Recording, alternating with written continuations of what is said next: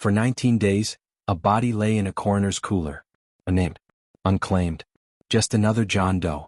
While that body sat on a shelf, a mother was calling morgues, begging detectives, and providing the exact dental records needed to identify him.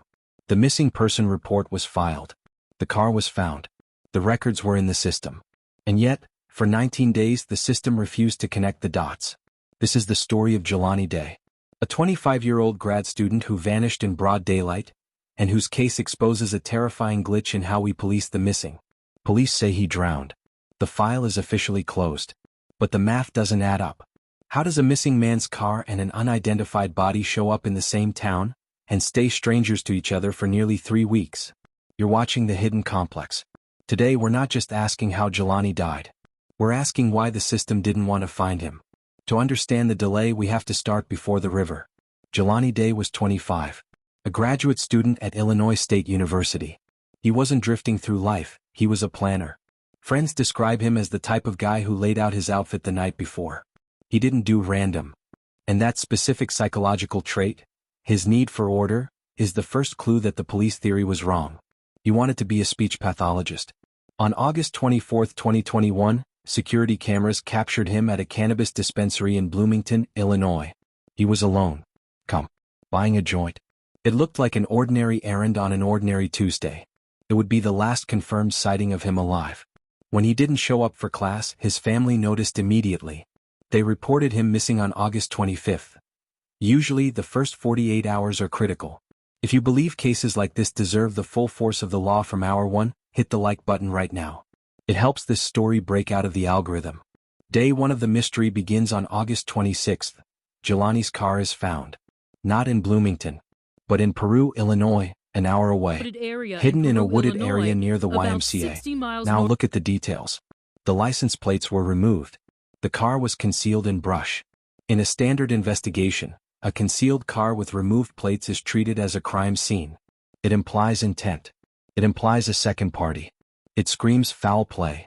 But in Jelani's case, the immediate theory wasn't abduction or murder. It was a mental health crisis. Maybe he ran away. This assumption is dangerous. Because while police were theorizing about his mental state, the physical evidence of a crime was sitting right in front of them.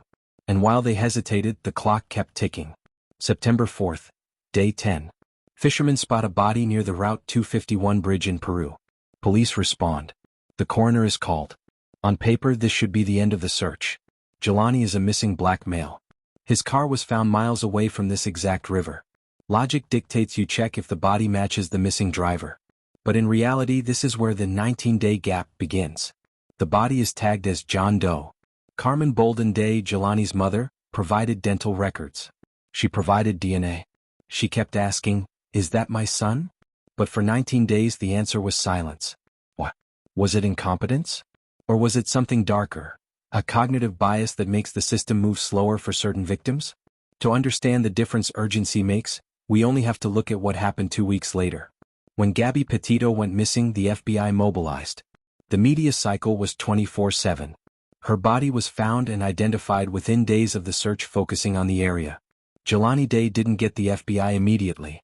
He didn't get the headlines. He got a shelf in a morgue. When the coroner finally confirmed the ID on September 23rd, the family's nightmare shifted from, "Where is he?" to "What happened to him?" Officially, the autopsy said Jelani drowned. No gunshot wounds.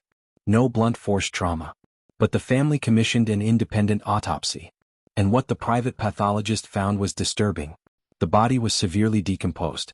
The brain, the liver, the spleen, organs appeared to be missing. The jawbone had been sawed out. Now we have to be accurate here.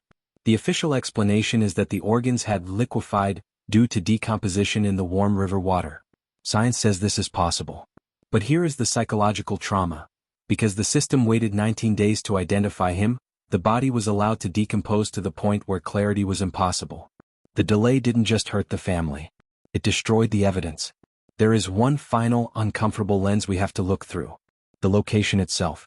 Peru, Illinois. History books verify that Peru and the neighboring town of La Salle have a documented past as sundown towns.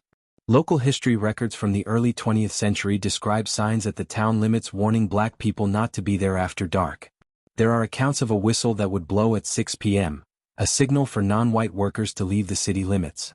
This isn't ancient history to the people who live there. It is generational memory. I want to know what you think.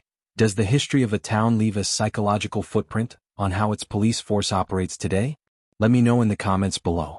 When a young black man's car appears hidden in the trees of a town with this specific history, and his body turns up in that town's river, ignoring the context isn't neutral. It's negligent. Was the lack of urgency a conscious choice? Probably not. But systemic failure rarely requires a villain twirling a mustache. It just requires a system that is historically conditioned not to see a black victim as an emergency. Carmen Bolden Day still says, "My son did not put himself in that river." But looking at the timeline, we are left with a terrifying conclusion. Jelani Day didn't just face one predator. He faced two. The first was whoever, or whatever, put him in that water. But the second predator was the silence. The silence of a town that has historically warned black people to leave by sundown. The silence of a police force that saw a concealed car without plates and assumed mental health crisis instead of crime scene. And the silence of a coroner's office that let a body wait 19 days for a name. This case proves that in America time is a privilege. Gabby Petito got urgency. Jelani Day got a waiting room. And that is the hidden complex we are here to expose. The system doesn't break for everyone. For some, it works exactly as it was designed, to keep things quiet. In Jelani's case, the system failed because it did too little, paralyzed by bias. But sometimes, the system fails because it is manipulated by someone doing too much. If you want to understand the psychology behind these failures, make sure you're subscribed. And if you want to see how one woman fooled an entire nation's legal system, lies, evidence, and all, you need to watch my breakdown of the Casey Anthony case next. It's the perfect example of the system failing in the opposite direction. Click right here. I'll see you there.